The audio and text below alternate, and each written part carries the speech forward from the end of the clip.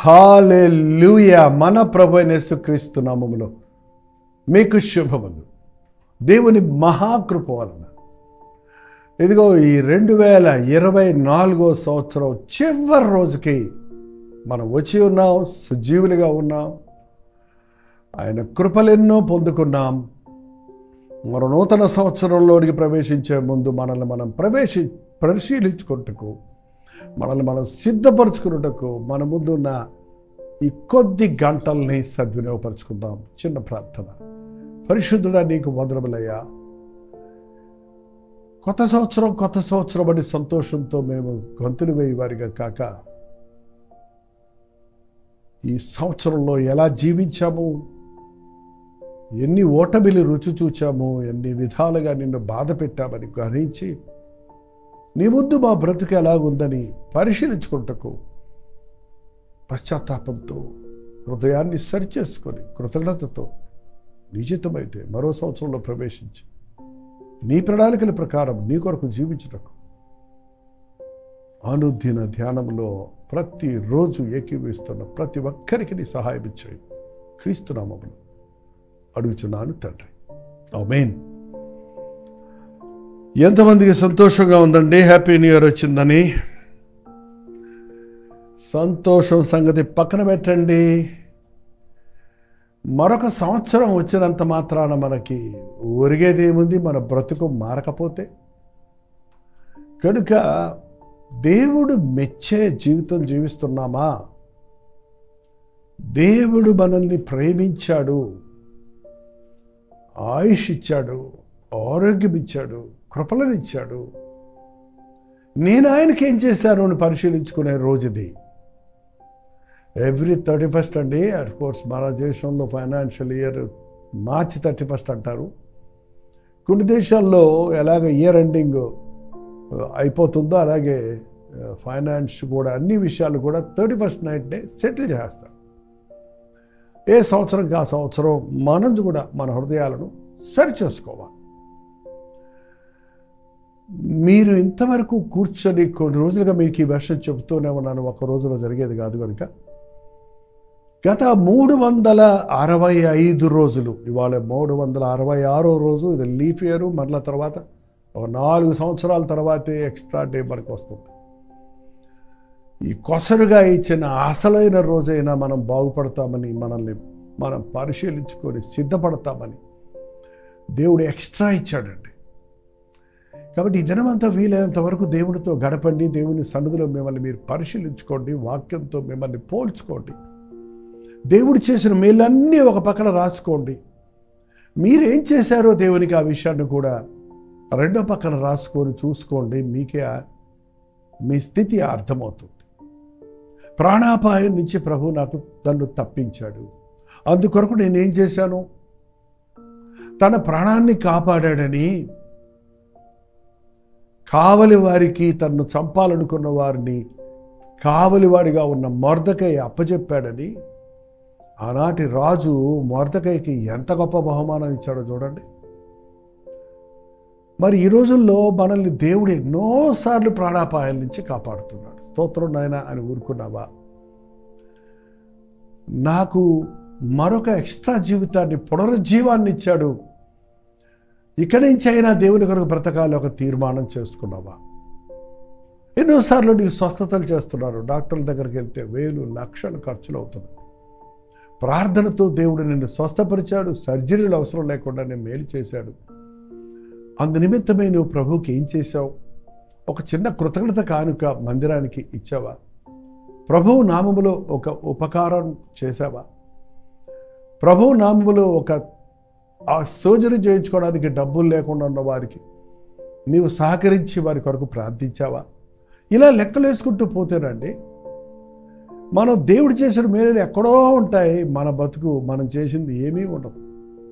ఆ పల్లెటూరులో నేను వాక్యం చెప్తున్నప్పుడు సాక్ష్యాలు చెప్తామని వచ్చేవారండి. దేవుడు చాలా గొప్పోడు, దేవుడు అది చేశాడు, దేవుడు ఇది చేశాడు, అది గంటలు సాగదీసి చెప్తూ ఉండేవారు. ఒకసారి కొంచెం నాకు ఇబ్బంది కలిగి, అమ్మా దేవుడు ఎన్ని చేశాడు అని నువ్వు చెప్తున్నావు, చాలా సంతోషం. ఆయన మంచివాడి, ఆయన ఉపకారి, ఆయన మేలు చేయవాడు, అది నిజమే, అది చేస్తాడు. చేశాడు. మరి ఇన్ని చేసిన దేవునికి నువ్వేం చేసావో చెప్పు అంటే నోరెళ్ళబెట్టింది ఆ సహోదరి. ఏంటి, దేవుడి దగ్గర నుంచి అన్ని పోయలు పొంది మనం దేవుని నామాన్ని మహింపరచాలని ఊరు వాడ వెళ్ళి దేవుని చేసిన మేళ్ళను గురించి సాక్ష్యం ఇస్తున్నామా? మన పిల్లల్ని కూర్చుండబెట్టుకొని మన సాక్ష్యాలను, దేవుడి మేలులను పిల్లలకు తెలియజేస్తున్నామా? యెహోవా స్తోత్రార్హ క్రియలను మీ పిల్లలకు తెలియపరచండి, వారు రాబో తరములకు తెలియపరుస్తారంటున్నారు. అవును, దేవుడు మన దగ్గర నుంచి ఎదురు చూసేది వెండి బంగారాలు కాదండి, కానుకలు, కొబ్బరికాయలు, కొవ్వొత్తులు కాదే కాదు.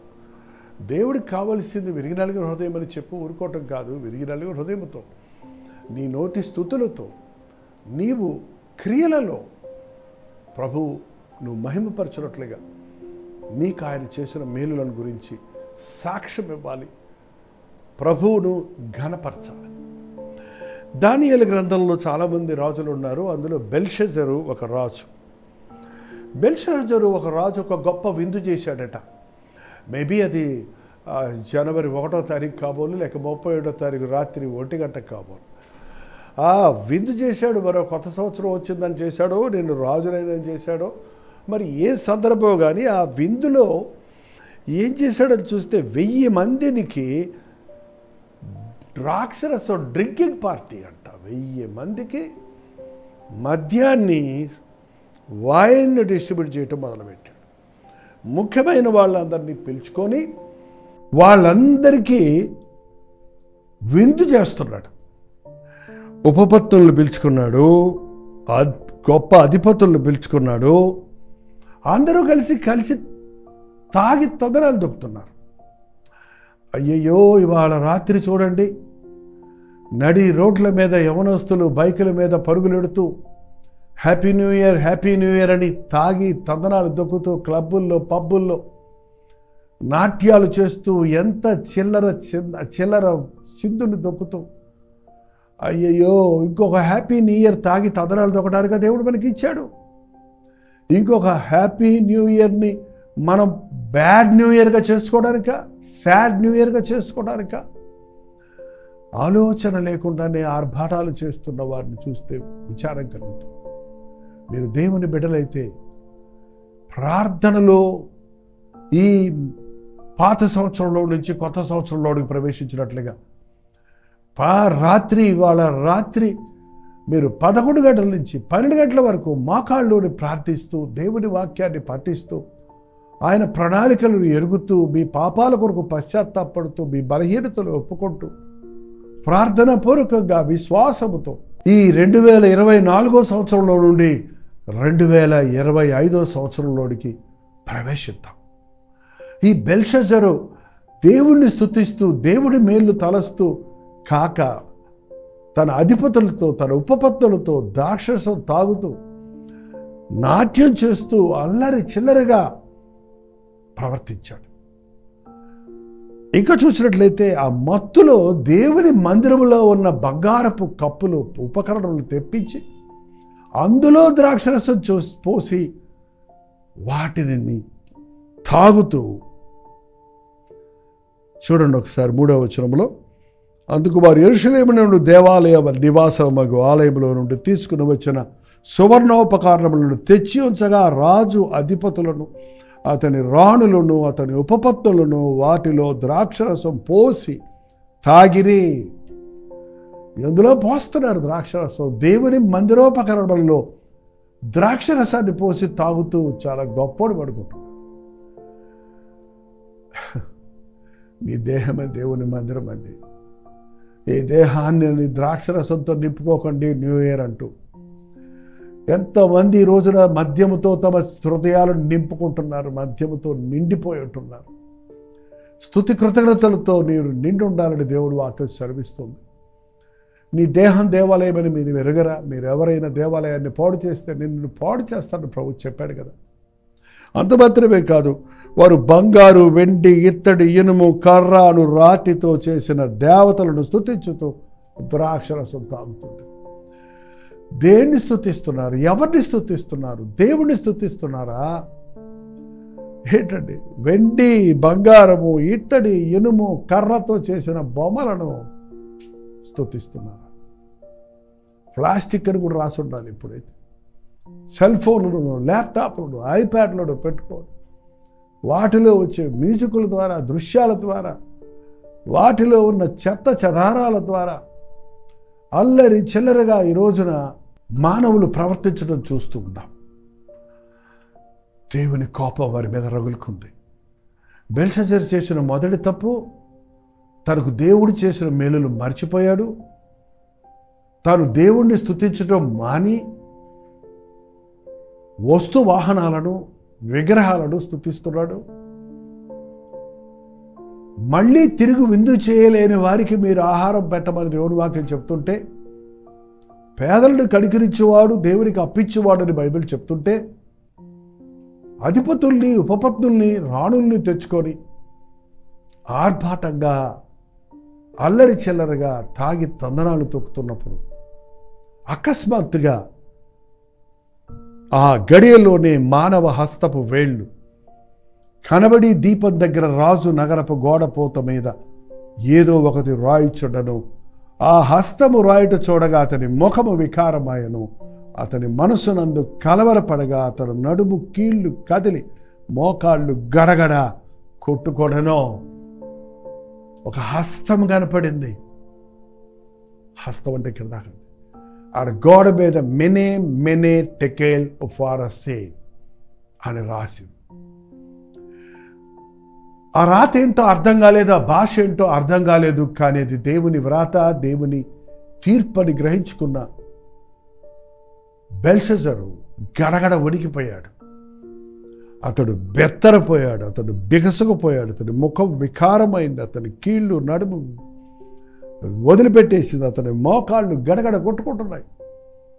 ఏంటది ఏంటది ఎవరు చదువుతారు? చదవండి అంటే అక్కడున్న ఈ విజ్ఞానవేత్తలు కానీ, అక్కడున్న ఆ యొక్క శకునగాండ్రు కానీ ఎవరు ఆ భాష చదవలేకపోయారు. దానియేలనే ఒక దైవాత్మ కలిగిన వాడు ఉన్నవాడు, ఆయన చెప్పగలడంటే ఆయన్ని పిలిపిస్తే నీకు అవిస్తా ఇవిస్తానంటే నీ బహుమానాలు నీ దగ్గర పెట్టుకో, నీ యొక్క దానాలు నాకు అక్కర్లేదు కానీ నేను చెప్తానని చెప్పి మెనే మెనే టికేల్ అనే మాటకు అర్థం ఏంటంటే,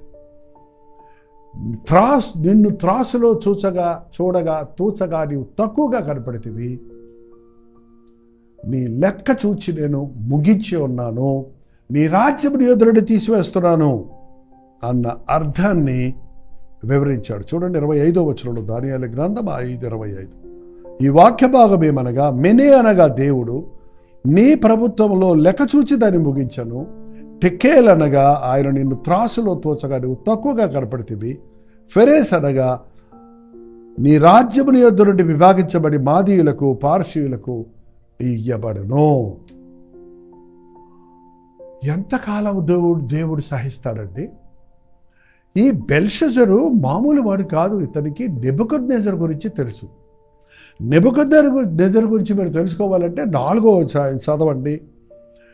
ఆ విషయం ఇక్కడ వివరించాడు దానియేలు. చూడండి 22వ వచనములో, బెల్షజరు అతని కుమారుడైన నీవు ఈ సంగతి అంతయు ఎరిగి ఉండి. ఏ సంగతి? నీ తండ్రి అయిన నెబుకద్నెజరు మనసున అతిశయించినప్పుడు, హృదయం కఠినం చేసుకున్నప్పుడు, దేవుని కోపం అతని మీదకి వచ్చినప్పుడు, అతడు పశువు వాడై అతడు అడవిలో గడ్డి మేస్తూ బతికాడు. కానీ అతడు పశ్చాత్తాపడ్డప్పుడు తిరిగి తన స్వరూపాన్ని పొంది తిరిగి తన రాజ్యాన్ని పొందాడు. అతడు వారసుడుగా నీవు ఆ సింహాసనానికి వచ్చినప్పుడు నీవు దేవుణ్ణి స్తుతించడానికి బదులు నీ తండ్రి పట్ల జరిగిన కార్యాన్ని బట్టి ఆయన దేవుడు ఎంత గొప్పవాడి అని ఎరిగి ఆయన్ని ఆరాధించడానికి బదులు, బెల్షజరు అతని కుమారుడు వగు నీవు ఈ సంగతంతా ఎరిగి ఉండి నీ మనస్సును అణుచుకొనక పరలోకమందున్న ప్రభువు మీద నిన్ను నీవే హెచ్చించుకుంటివి. నిన్ను దేవుడు ఎంతగా ప్రేమించాడు. దేవుడిని ధిక్కరించిన వారు ఎట్లాంటి స్థితిలోనికి వెళ్ళారో, దేవునికి లోబడిన వారు ఎలా ఆశీర్వదించబడ్డారో ఎరిగి నీవు రాజు అయినప్పుడు దేవుణ్ణి స్తుతించడానికి బదులు, నీ లెక్కలు సరిచేసుకోవడానికి బదులు, నీవు మనసును అణుచుకోక గర్విష్ఠివై నీ ఇష్టానుసారంగా ప్రవర్తించావు గనుక ఇదిగో దేవుడు నీ ప్రభుత్వాన్ని లెక్క చూచి ముగించేస్తున్నాడు. నీవు తాసులో తోచగా నువ్వు తక్కువగా కనపడ్డావు. నీ లెక్కలు సరిలేవు, నీ కొలతలు సరిలేవు, నీ బ్రతుకు సరిలేదు. సరిచేసుకోవడానికి నీకు ఎన్నో అవకాశాలు ఇచ్చాను, సరిచేసుకోలేదు. కాబట్టి నీ ప్రభుత్వాన్ని నీ దగ్గర నుంచి తీసేస్తున్నాను, నీ ప్రాణాన్ని కూడా నీ దగ్గర నుంచి తీసేస్తున్నాను, నేను ఇచ్చినవన్నీ నీ దగ్గర తీసేస్తున్నాను. నీకు నాకు సంబంధం లేదు. అంటే సెటిల్ అవ్వడం అకౌంటెంట్ సార్ చూడండి, ఇంకా అంతే. ఆ మాటలు ఎంత కఠినంగా ఉన్నాయండి. దేవుడు మనకి ఇచ్చిన వాటిని తీసేస్తే మనం ఏమైపోతాం? నిర్జీవం అయిపోతాం. అతనికి లాస్ట్ ఛాన్స్గా ఒక హెచ్చరిక ఇచ్చాడు. ఆ సమయంలో హెచ్చరించడానికి దైవజనుడిని ఇచ్చాడు. ఆ విషయాన్ని ఆ రాజుకు చెప్పినప్పుడు ఆయన గబక్కన మోకాళ్ళ మీద పడి, నేను తప్పు చేశాను, నన్ను క్షమించండి, ప్రభువా నన్ను క్షమించు, దైవజనుడా నా కొరకు ప్రార్థించు అని అడుగుంటే ఎంత బాగుండేది కదా. కానీ అతను ఏమన్నాడు చూడండి. బెల్షజరు ఆ మాట చెప్పినప్పుడు ఆ బెల్షజరు ఆజ్ఞ ఇయ్యగా వారు దానియేలుకు ఉదారంగా వస్త్రం తొడిగించి అతని మెడకు బంగారహారం వేసి ప్రభుత్వం చేయుటకు అతన్ని 3వ అధికారిగా చాటించాడు. ఏంటది? ఆ మాట చెప్పిన దానియేలుని గణపరిచాడే కానీ తన మరణం గురించి, తన అంత గురించి ఆలోచించలేదు. ఏంటో ఇదొక దేవుని సేవకులు చెప్పే మాటలు ఎందుకు చెప్తున్నారో, ఎలాగూ దేవుడు తన సేవకుల ద్వారా గద్దిస్తున్నారు అనేది ఎరక్కపోతే అపాయం అండి. మేబీ మనలో చాలామంది విషయం ఇవాళ మెనే టెకేలు ఫారసీన్ అనే స్థితిలో ప్రభు ఉన్నాడేమో. చాలా కాలంగా నేను నిన్ను కనిపెడుతున్నాను, నీకు ఎన్నో మేలులు చేశాను, నీ దగ్గర నుంచి కృతజ్ఞత లేదు, నమ్మకత్వం లేదు, విధేయత లేదు, కనీసం నీ పరిశుద్ధతను కాపాడుకోవటం లేదు. కాబట్టి ఈ రోజుతో నీ అకౌంట్స్ క్లోజ్డ్, నేను వదిలేస్తున్నాను నిన్నంటే అది ఎంత ప్రమాదం. బెల్షజరు పశ్చాత్తాపడుంటే బతుకుండేవాడు. చెప్పిన వాడికి సన్మానం చేశాడు కానీ తన స్థితి విషయమై పశ్చాత్తాపడలేదు. కాబట్టి బైబిల్ చెప్తుంది ఆ రాత్రి అందే బెల్షజరు మరణించను. This may be the last chance for us. మీలో చాలామంది దేవునితో సరిలేదన్నది మీకే తెలుసు. మనం ఆయన చూస్తే మనల్ని, ఆయన లెక్కలు చూసుకుంటే మనం తక్కువగా ఉన్నాం, ఎక్కడో ఉన్నాం. కేవలం ఆయన కృప మనల్ని బలపరచగలదు, ఆయన ప్రేమ మనల్ని క్షమించగలదు, మనం పశ్చాత్తాపడితే. సో ఈరోజంతా దేవుని సందులో మీ హృదయాన్ని పరిశీలించుకొని పశ్చాత్తాపంతో, కృతజ్ఞతతో, స్తుతితో, give me another chance Lord, మరొక అవకాశం దయచేయి ప్రభా, నీ కొరకు జీవిస్తాను. ఈ నూతన సంవత్సరంలో నిబంధన చేసుకుందాం. ప్రార్థన.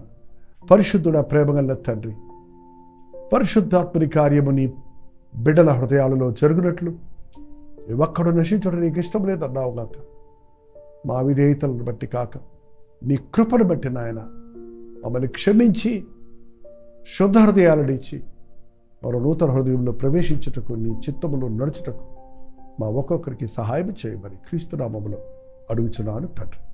ఆమేన్. మన తండ్రి అయిన దేవుని యొక్క ప్రేమయు, కుమారుడైన క్రీస్తు యొక్క కృపయు, ఆదరణకర్త అయిన పరిశుద్ధాత్మ యొక్క సహవాసం కూడి వచ్చిన మనందరికీ ఇప్పుడున్న సదాకాలము తోడయుండుగాక. ఆమేన్. దేవుని స్తోత్రం. మీ ప్రార్థన స్తోత్రాల భారాలు 954041 నెంబర్కి, ఇతర దేశాల్లో ఉంటే 91001000 నెంబర్కి తెలియజేయండి. మీరు ప్రార్థించండి. ఈరోజు ప్రత్యేకంగా మీరు దేవునితో గడపండి, మీ హృదయాలను దేవునితో సరి చేసుకోండి. ఉచితమైతే మధ్యాహ్నం 3 గంటలకి హెచ్చరిక, అలాగే రాత్రి 9 గంటలకి వాచ్ నైట్ సర్వీస్ని కల్వరి చర్చిలో, చెన్నైలో జరిగే వాచ్ నైట్ సర్వీస్ని మీకు కూడా లింక్ ఇస్తాం. మీరే చర్చికి వెళ్ళకపోతే మాతో పాటు కూర్చొని ప్రార్థనలు ఏకీభించండి. మీ చర్చెస్లో ఆరాధనలు ఉంటే వెళ్ళి పాల్గొని ఆశీర్వదించబడండి. ప్రార్థనతో ఈ అర్ధరాత్రి 12 గంటల తర్వాత వాగ్దానాలతో కొత్త సంవత్సరంలో మనం ప్రవేశించబోతున్నాం. తెల్లవారుజాము 1 గంట వరకు కల్వరి చర్చి ఆరాధన కొనసాగుతుంది. మీ అనుకూలతను బట్టి మాతో పాటు ఏకీభవించండి. అంతవరకు దేవుని మహాకృప మీకు తోడేను గాక.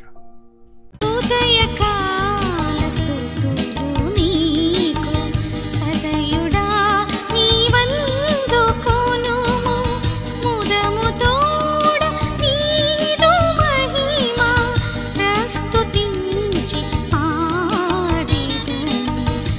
యేసయ్య